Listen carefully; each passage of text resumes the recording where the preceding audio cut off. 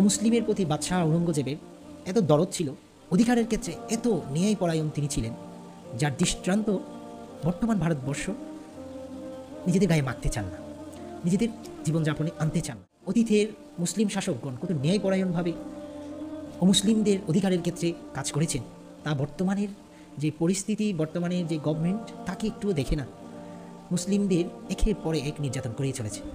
আসসালামু আলাইকুম ওয়া রাহমাতুল্লাহি ওয়া বারাকাতুহু। কাছের দূরের দেশের প্রবাসী যে যেখান থেকে আমাদের শুনছেন সকলকে জানাই আন্তরিক মোবারকবাদ। মুসলিমের অধিকার রক্ষায় বাদশাহ আওরঙ্গজেব রাহিমাহুল্লাহ ভারতবর্ষের একচ্ছত্রীর সম্রাট যিনি ছিলেন, শাসন যিনি করেছিলেন, তিনি হলেন বাদশাহ আলমগীর, যাকে আওরঙ্গজেব হিসাবে আমরা চিনি। তিনি এত ক্ষমতাশীল একজন বাদশাহ হওয়া সত্ত্বেও রাষ্ট্রীয় কোষাগার থেকে কোনো ভাতা তিনি গ্রহণ করতেন না। টুপি সেলাই করা আর কোরআনের অনুলিপি করে তার যে অল্প স্বল্প আয় রুজি হতো তা দিয়েই তার দিন গুজরান হতো। তিনি এমন বাদশাহ থাকাকালীন সময়েও কখনো তাহাজ্জুদ কজা করার পক্ষে ছিলেন না। তাহাজ্জুদ পড়তেন, তাহাজ্জুদে কেঁদে কেঁদে চক্ষু ভাসাতেন। তার জীবনে অনেক শিক্ষণীয় ঘটনা আমরা পাই ইতিহাসের পড়াতে পড়াতে।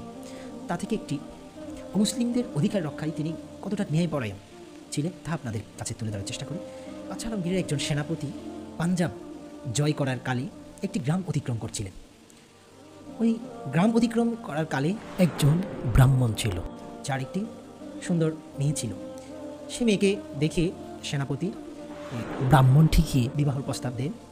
তো সেই ব্রাহ্মণটির বলা যায় চাপের মুখে পড়ে রাজি হয়ে যায়, কারণ তিনি একজন সেনাপতি, রাজি না হলে হয়তো বাদশাহের কাছে নালিশ যাবে।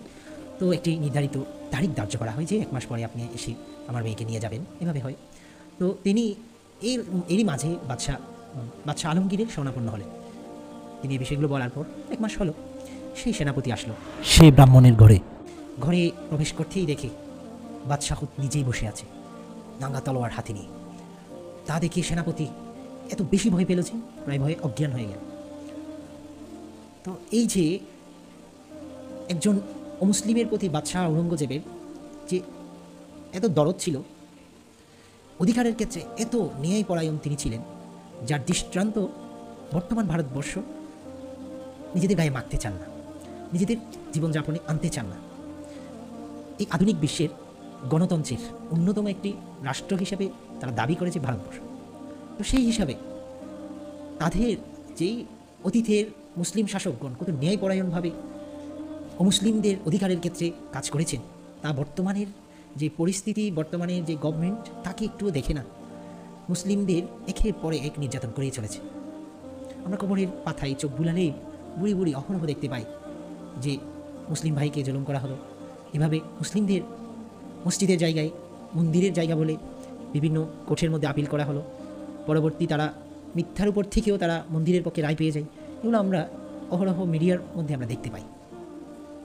সুতরাং তারা একটুও কি লক্ষ্য করে না যে বিগত মুসলিম শাসকরা কেমন ন্যায়পরায়ণ ছিলেন, কেমন ভারতকে তারা কত সুন্দরভাবে রাজত্ব করে একটি সুন্দর ভারত তারা উপহার দিয়েছিলেন।